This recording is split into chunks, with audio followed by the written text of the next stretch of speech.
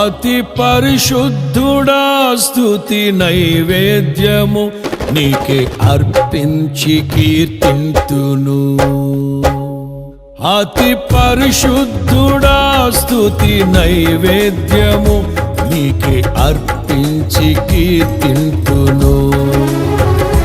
నీవు నా పక్షమై నన్ను దీవించగా, నీవు నా తోడువై నన్ను నడిపించగా, జీవింతును నీ కోసమే ఆశ్రయమైన నా యేసయ్యా.